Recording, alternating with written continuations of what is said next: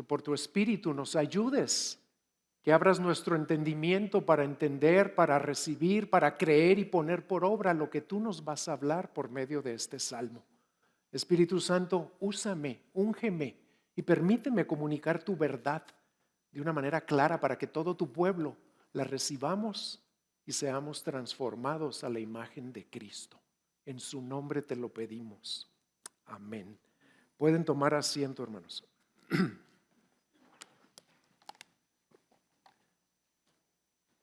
Lo primero que vemos en la primera estrofa es que la manera en la que el Señor nos conoce es asombrosa porque Él conoce todo acerca de nosotros. David empieza este salmo con una muy fuerte declaración en el versículo 1. Vean ahí.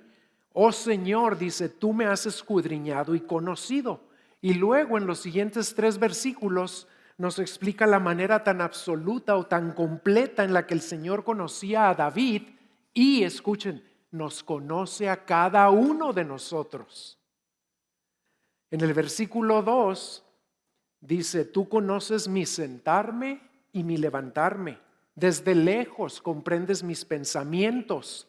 Y aquí se refiere a que el Señor conoce todos nuestros movimientos, todo lo que hacemos, pero también conoce todas nuestras meditaciones, todo lo que pasa por nuestras mentes. Y como la palabra pensamientos ahí se puede traducir intenciones, eso implica que el Señor también conoce no nada más todo lo que hacemos, sino por qué. Conoce las razones por las que hacemos todo lo que hacemos. En Primera de Crónicas, capítulo 28, versículo 9, el rey David repite esta enseñanza cuando le estaba dando instrucciones a su hijo Salomón, pero ahí sí menciona de forma explícita que el Señor conoce no solo nuestros pensamientos, sino también nuestras intenciones o motivaciones. Vean conmigo, Primera de Crónicas 28:9.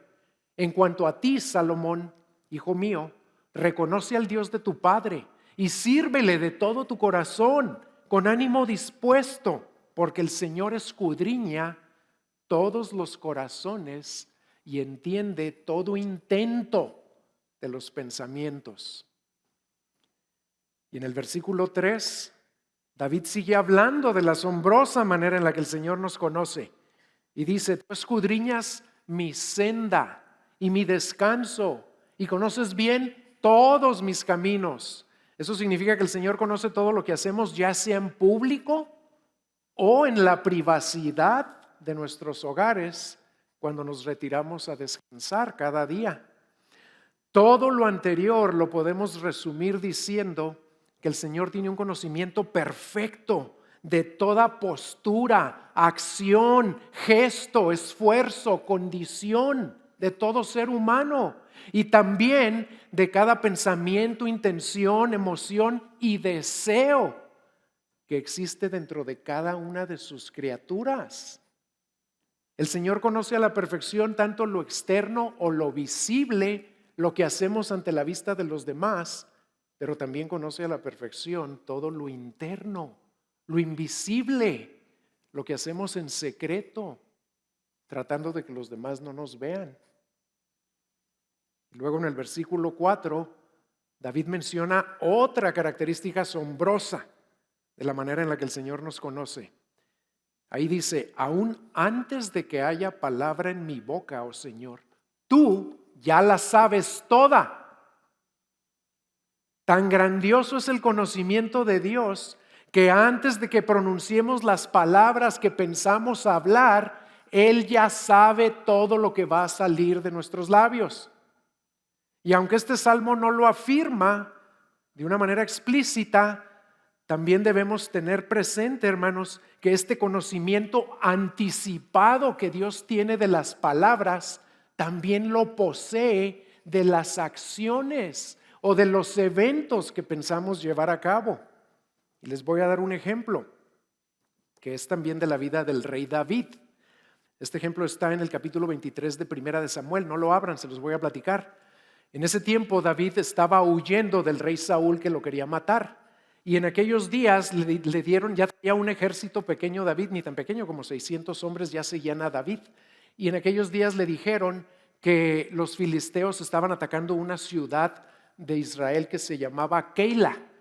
Y David consultó al Señor para ver si iba a defender a Keila, y el Señor le dijo que fuera, y fue y derrotó a los filisteos y libró a Keila.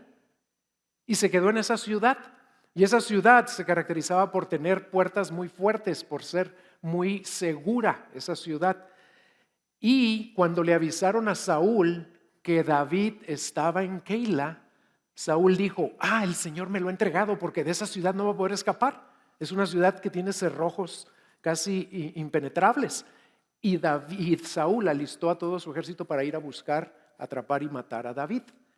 Cuando David se entera que Saúl iba a ir a destruir la ciudad para atraparlo y matarlo, consulta de nuevo al Señor y le pregunta dos cosas. Le pregunta, Señor, ¿descenderá realmente Saúl a buscarme para matarme acá?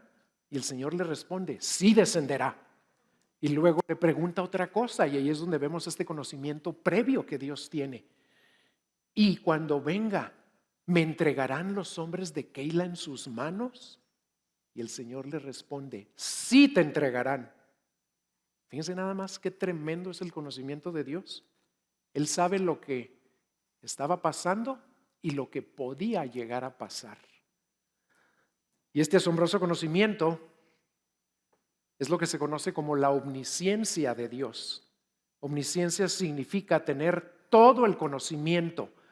Y ese es un término que solo se le puede aplicar apropiadamente a nuestro Señor, porque solo Él es un ser infinito y eterno que todo lo creó y todo existe por su voluntad. ¿Y saben qué significa también? Pongan atención a esto para que nos maravillemos aún más ante la grandeza de nuestro Señor. Este atributo de omnisciencia implica que Él nunca jamás aprende nada, porque ya lo sabe todo. Para Él no necesita adquirir conocimientos nuevos, es imposible eso. El futuro, así como el pasado y el presente, le son completamente conocidos. Nada jamás le toma por sorpresa, porque Él conoce no solo lo que ha pasado, no solo lo que está pasando, no solo todo lo que va a pasar en este 2022 y en cualquier otro año, sino que conoce todo lo que pudiera llegar a pasar. Escuchen esto, aunque nunca pase. Así de grandioso es el conocimiento de nuestro Dios. Y al meditar en esas gloriosas verdades que acaba de escribir aquí acerca del Señor, el rey David concluye la primera estrofa consciente de que ese conocimiento de Dios es tan asombroso que no lo puede comprender. Vean cómo lo expresa en el versículo 6. Tal conocimiento es demasiado maravilloso para mí. Es muy elevado, no lo puedo alcanzar. David reconoce que la clase de conocimiento que ha estado describiendo es algo sobrenatural, es algo extraordinario e incomprensible. Y la primera pregunta que les quiero hacer, hermanos, es: ¿qué efecto te produce a ti el meditar en la omnisciencia del Señor, en la manera en la que Él conoce todo acerca de ti? ¿Te abruma y te maravilla como a David? ¿O te es indiferente porque prefieres no meditar en estas verdades? Y si la omnisciencia de nuestro Señor nos impresiona, prepárense, porque como decían en aquel famoso programa, aún hay más. O como nos dijo Carlos hace 2 semanas, esto se pone aún mejor en las siguientes estrofas. En la siguiente estrofa vemos que la manera en la que el Señor nos conoce es asombrosa, porque es imposible escapar de la presencia del Señor. Versículos 7 al 12. Aquí David empieza con 2 preguntas retóricas. ¿A dónde me iré de tu espíritu? ¿A dónde huiré de tu presencia? Y luego procede a responder esas preguntas, y por medio de sus respuestas nos revela otro atributo extraordinario del Señor. Y noten que David responde usando extremos, usando contrastes, lo más opuesto que pudo pensar en los versículos 8 y 9. ¿Y por qué usa esos extremos o contrastes?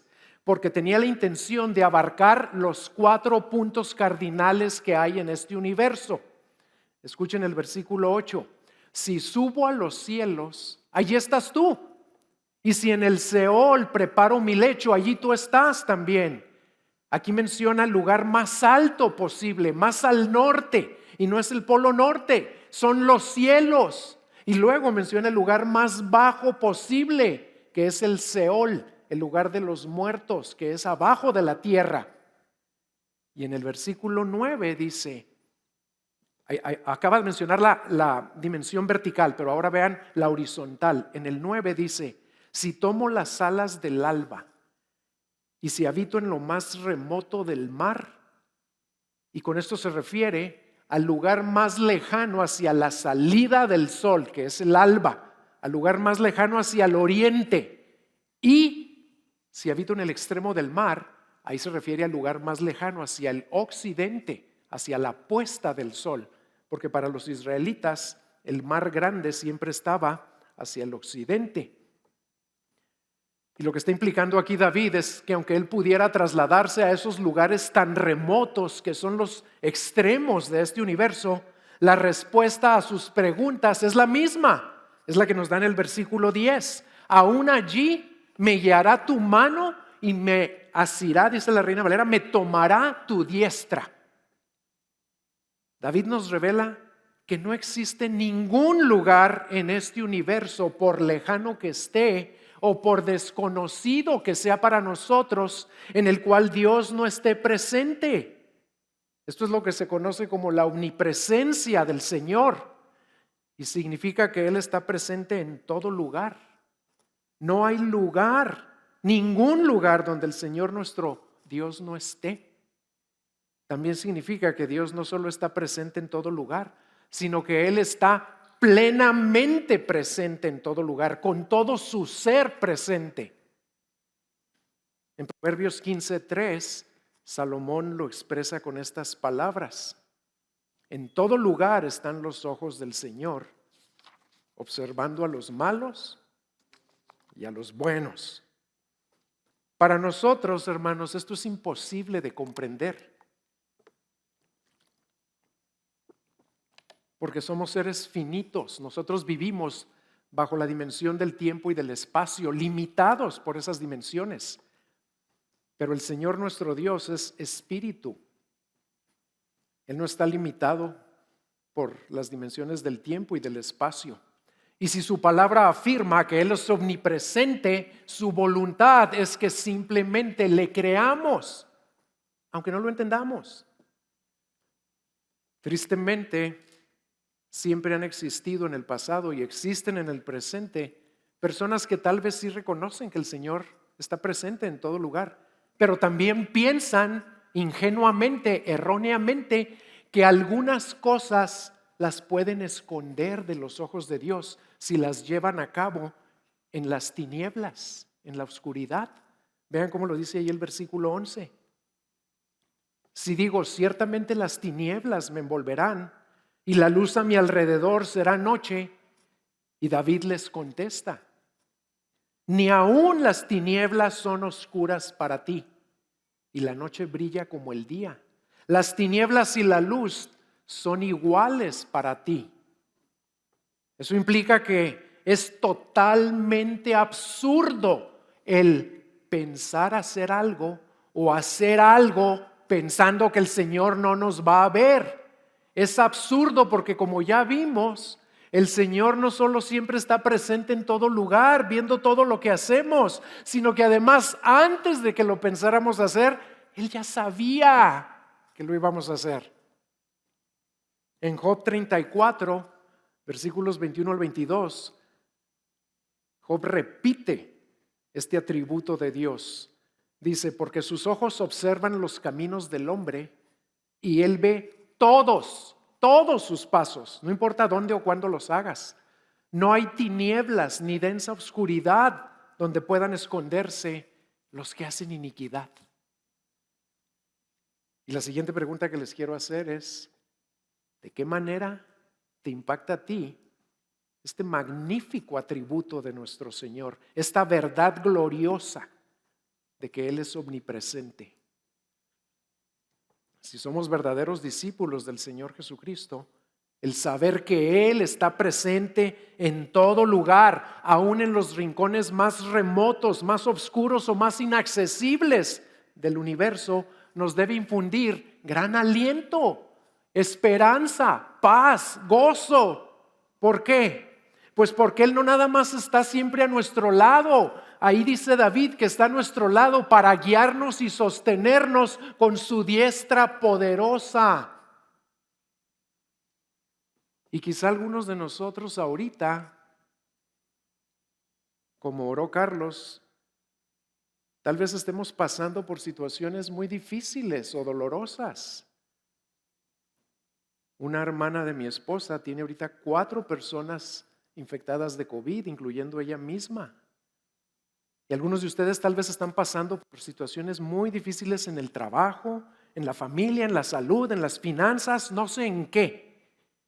Pero lo que el Señor les está recordando y afirmando y asegurando por medio de este salmo es que Él tiene un conocimiento perfecto de todo lo que está ocurriendo en nuestras vidas, porque nos ama con un amor eterno y perfecto, y por lo tanto debemos tener siempre la certeza absoluta de que no existe un solo lugar o una sola circunstancia por la que podamos atravesar en la que no estemos bajo el cuidado amoroso de nuestro Señor.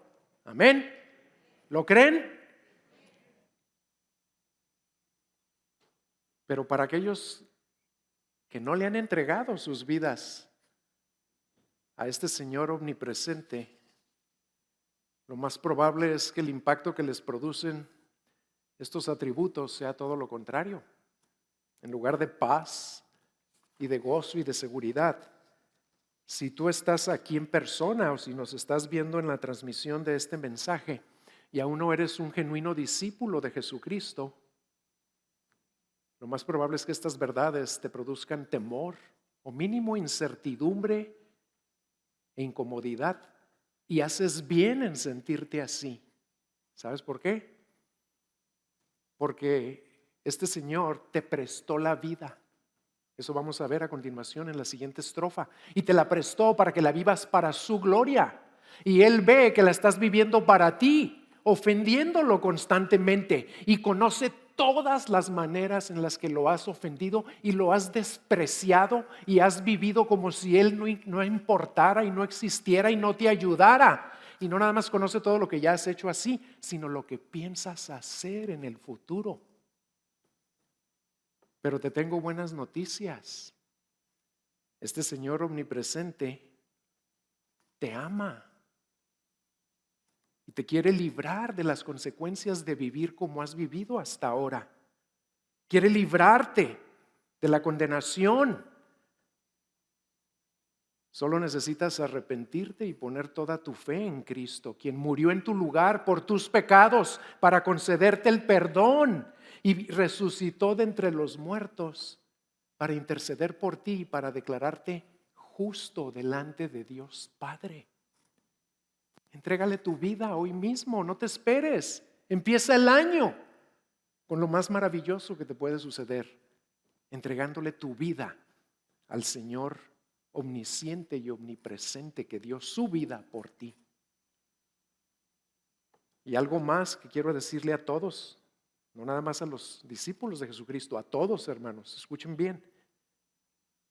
Esto lo debemos tener siempre presente. A la luz de esa omnisciencia y de esa omnipresencia de nuestro Señor, toda hipocresía es una grandísima tontería. ¿Por qué? Pues porque el Señor ve y sabe perfectamente todo lo que en realidad somos, lo que pensamos y lo que sentimos. Y también es un insulto para Dios la hipocresía, porque equivale a decirle que lo que Él afirma en su palabra no es cierto y que tú eres más sabio que Él. si estás fingiendo algo pensando que Él no lo ve. Y esto nos debe motivar a ser siempre humildes, a ser siempre honestos, sinceros, tanto en público como en privado, conscientes de que ni el simular ni el disimular podrán jamás mantener algo oculto a los ojos de Dios.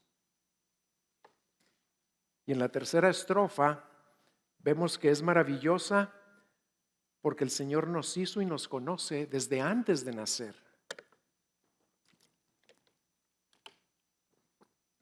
Aquí David empieza explicando que esa es la razón por la que el Señor nos conoce tan íntimamente, tan completamente. Él nos hizo, Él nos creó, Él nos dio vida. Vean el versículo 13. Porque tú formaste mis entrañas, me hiciste en el seno de mi madre. Y en el 14, alaba y le da gracias al Señor al reconocer la formidable y asombrosa manera en la que el Señor lo hizo.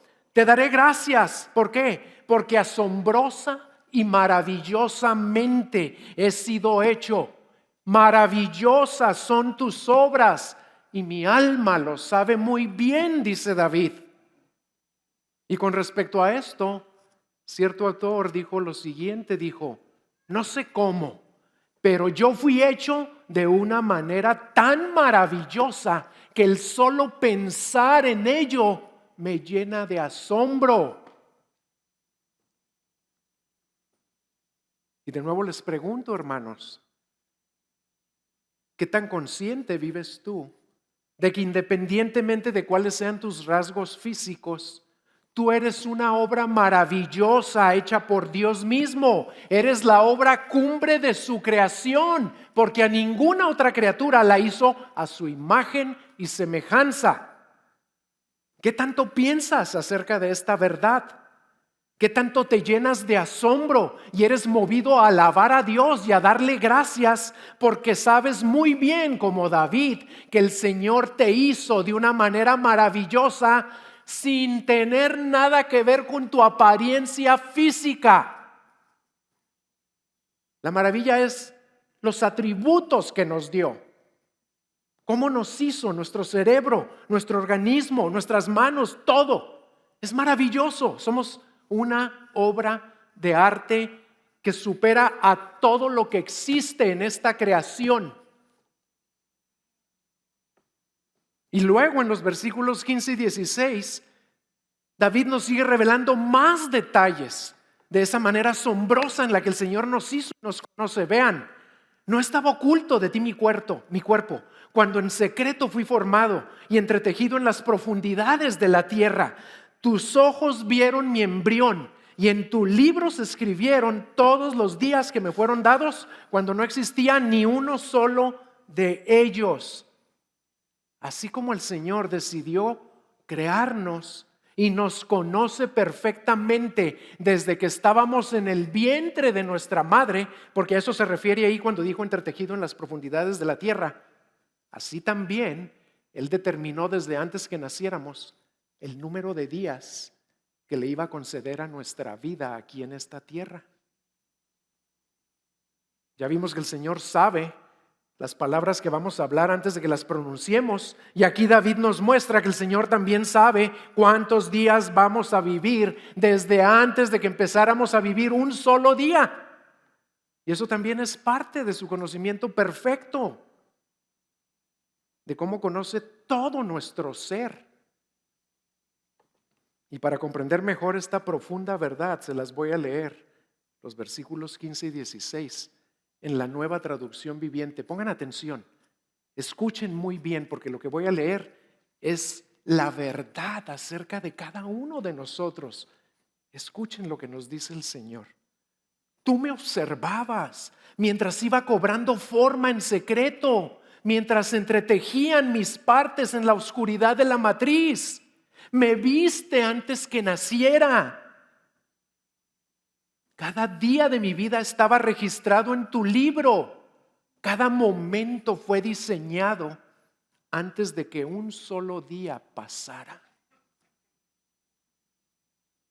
Y una clara implicación de todo esto, hermanos, es que todos los niños que aún están en el vientre de su madre son personas hechas maravillosamente, a quienes el Señor conoce íntimamente, y por lo tanto todo aborto es un homicidio igual de horrible que cualquier otro homicidio. Y esas gloriosas verdades llevan a David a concluir esta estrofa con más expresiones de asombro. Vean los versículos 17 y 18. Cuán preciosos también son para mí, oh Dios, tus pensamientos. Cuán inmensa es la suma de ellos. Si los contara, serían más que la arena. Al despertar, aún estoy contigo. Aquí David se refiere a los pensamientos que el Señor tiene acerca de él. Y esos pensamientos incluyen las intenciones del Señor. ¿Y cómo creen que son los pensamientos que Dios tiene para con nosotros? Y sus intenciones siempre son para bien y para su gloria. Y el saber que alguien tan grandioso como el Señor lo conoce tan profundamente y piensa tanto en Él y piensa puras cosas y tiene puros propósitos para su bien, es algo sumamente precioso que asombra a David y que nos debe asombrar a todos nosotros, porque el Señor así piensa acerca de nosotros también. ¿Cómo respondemos a todo esto? La respuesta está en la última estrofa. En los versículos 19 al 24 se nos muestra la manera en la que David responde y en la que nosotros también hemos de responder a estas gloriosas verdades acerca del Señor. Lo primero que David hace es afirmar en los versículos 19 y 20 su lealtad al Señor, y ahí expresa de una manera muy apasionada su deseo de apartarse de todos aquellos hombres que son sanguinarios, blasfemos, enemigos del Señor. El versículo 19 y 20: oh Dios, si tú hicieras morir al impío, aunque ahí la Reina Valera está mejor traducida y debería decir: de cierto, oh Dios, harás morir al impío. Por tanto, apártense de mí, hombres sanguinarios, porque hablan contra ti perversamente, y tus enemigos toman tu nombre en vano. Y luego, en los versículos 21 y 22, sigue declarando su lealtad al Señor, pero ahora usa palabras muy duras. Usa palabras muy duras en contra de aquellos que, por ser enemigos de Dios, ahora también son enemigos de David. Versículos 21 y 22. No odio a los que te aborrecen, Señor, y no me repugnan los que se levantan contra ti.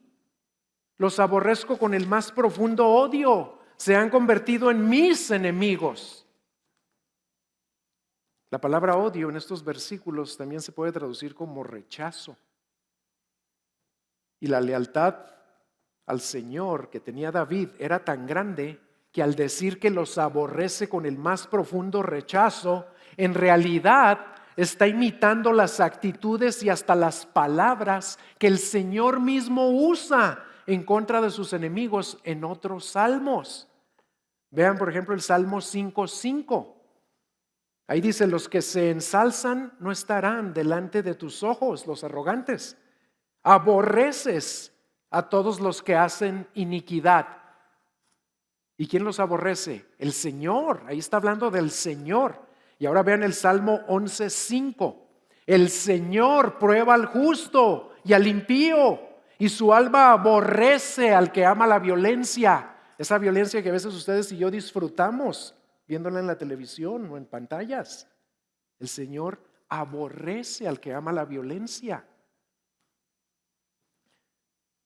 Y al igual que el Señor, que aborrece la maldad de los impíos, pero que es bueno para con todos, como nos dijeron hace 2 semanas en el Salmo 145, porque aunque el Señor aborrece a los que hacen iniquidad, les desea el bien.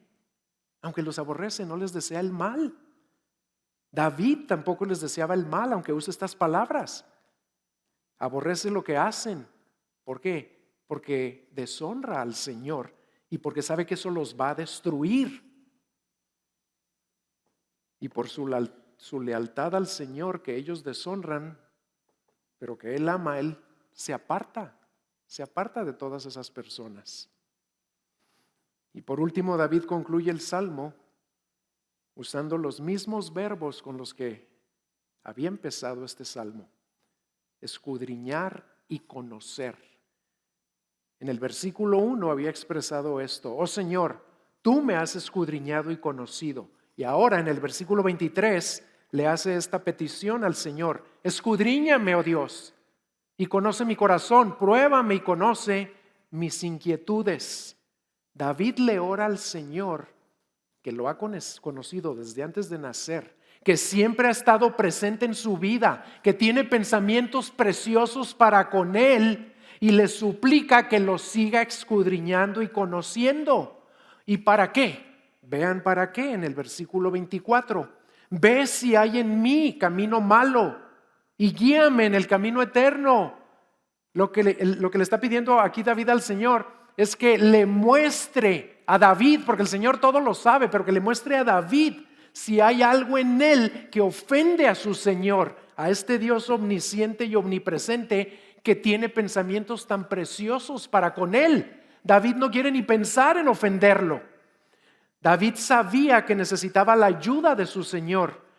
Necesitaba que le mostrara en qué áreas de su vida se había apartado de él y lo estaba ofendiendo. Y él hizo esta oración porque sabía que todos tenemos áreas ciegas, áreas en las que somos propensos a pensar que estamos en el camino del bien, cuando en realidad estamos en el camino del mal.